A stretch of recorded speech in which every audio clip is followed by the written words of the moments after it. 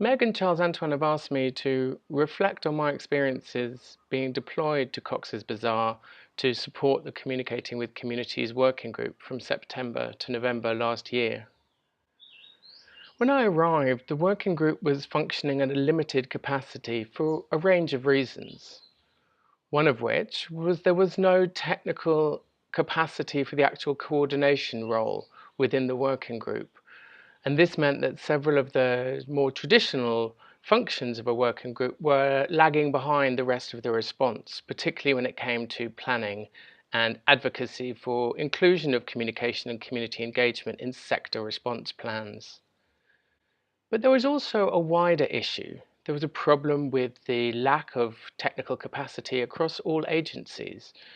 And this meant that while the right people were coming to the room, there was not that experience or breadth of knowledge that meant that we could look at how we could implement in this rapidly changing and rapidly evolving emergency with its own subtle complexities and differences.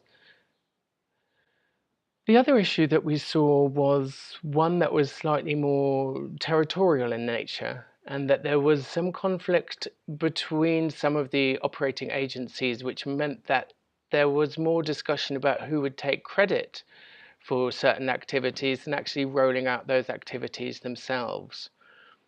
And these issues really put the working group about 2 to 3 weeks behind where it should have been in its response. And now that doesn't sound like a huge amount, but when you're talking about the world's fastest evolving refugee crisis, and we're not able to get out the communication and community engagement mechanisms in place, it really would have been a matter of life and death. So I think it's great to come together in these fora and to discuss these issues and to see how we can work well, but I think we need to be very honest and frank about our performance.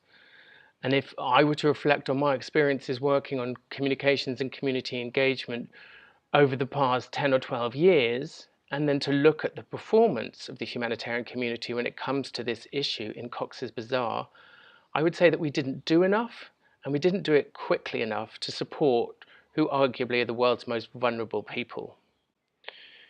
So I think as we come together and spend this time to reflect on how we can improve this, there are a few things that from my experience I would recommend. The first is to really be very clear about the distinction between coordination and operations. The role of the coordinator is to be an independent, neutral and impartial observer. And without that, they're not able to broker partnerships and to look at defining strategy and engaging in some of the resource mobilization that is needed. To try to make people double hat and play both an operational and a coordination role means that they can do neither job well. And when it's an L3 emergency, both jobs need to be done as well as they can be. The other issue that I think is really important is for the Communication and Community Engagement Initiative, through their identification of priority countries, to really go out and work with those existing humanitarian country teams or existing senior management teams to explain what that means to be a priority country for CCEI. What does communication and community engagement mean to them, and how can it help? And these are some of the things in the heat of a response are the things that take the longest time. And with a bit of simple preparedness, you can have some of these discussions and you can have some of these relationships already formed, which can help save time and invariably save lives as well. So I think for the Communication and Community Engagement Initiative, it's really important that we're not just expecting the coordinator to be able to work this magic and make it all come together, but that each and every member of that working group makes a minimum commitment that in an L3 emergency, they will deploy someone of significant experience to that emergency for the duration of the L3 emergency, both to help advocate for the issue within their organization, but to also be the focal point within the working group so that we can have some consistency of quality and we can have, from the very outset of an emergency, the capacity to actually start implementing some of these programs.